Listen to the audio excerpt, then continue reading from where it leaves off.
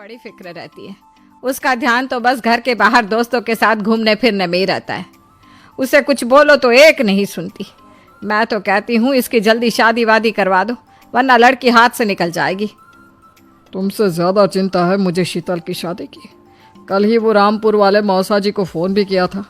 बता रहे थे एक लड़का है नज़र में, उनका अपना घर है और लड़का भी अच्छा है।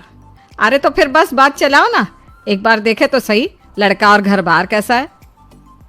कौन से लड़की की बात चल रही है यहाँ? तुम्हारी शादी की बात चल रही है बेटी। अब तुम्हारी शादी की उम्र हो रही है तो लड़का तो देखना पड़ेगा ना। उफ, वो मुझे अभी नहीं करनी शादी वादी। ये तो मेरे खेलने कूदने के दिन है। बहुत खेल कूद ली तुम, अब घर के काम धाम सीखने की कोशिश करो, समझी? ससुराल जाकर हमारी नाक मत कटवा देना। सब्जी काटनी तो आती नहीं इसको, तो नाक ही कटवाएगी। अरे मैं इसे शादी तक अच्छे से सब सिखा दूंगी। आप तो बस उस लड़के से इसकी शादी के बाद चलवाओ। कुछ दिनों बाद कुणाल और उसकी माँ शीतल को देखने घर आते हैं। कुणाल दिखने में बड़ा ही स्मार्ट होता है। शीतल तो उसे देखती ही रह जाती है।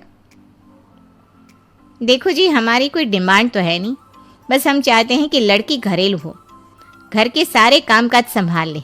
अब आपके परिवार में तो बस 3 ही लोग हैं, पर हमारा तो खूब भरा पूरा परिवार है।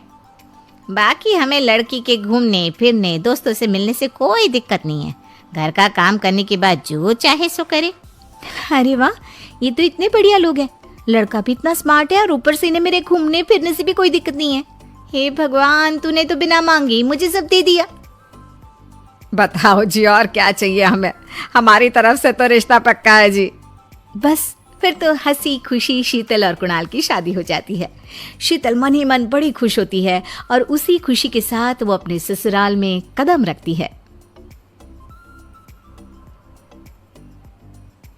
आओ बहू, तुम्हारा अपने ससुराल में स्वागत है।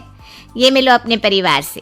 ये तुम्हारे ससुर जी, तुम्हारी ननद सुनीता और गीता, सुनीता के पति राजेश और उनके 2 बच्चे राजू और चिंटू।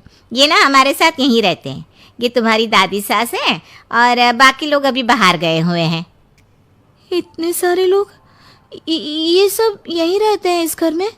अरे अभी तो मेरे देवर देवरानी और उनके 3 बच्चे यहाँ नहीं है। उसके मायके में भी शादी थी ना, तो बस वहीं गई है। कल तक आ जाएंगे। हे भगवान, ये घर है या धर्मशाला? ये सब एक साथ इस घर में कैसे रहते हैं? मुझे तो पता ही नहीं था इनका इतना बड़ा परिवार है।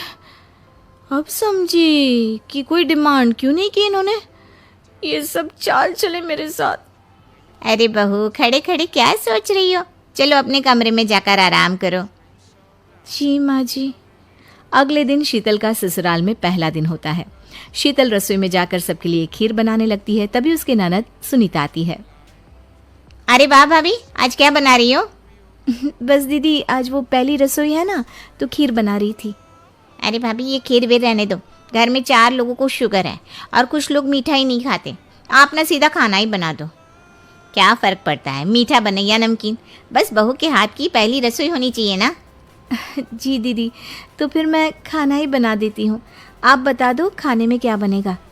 बस सिंपल सी कोई सब्जी बना दो, जैसे आलू गोभी या आलू मटर, और उसके साथ रोटियाँ सेक दो। हमारे परिवार में अब तुम्हें मिलाकर पूरे 20 लोग हो गए हैं। 15 बड़े और 5 बच्चे। बड़ों की 6 और बच्चों की 2 के हिसाब से रोटी बना देना।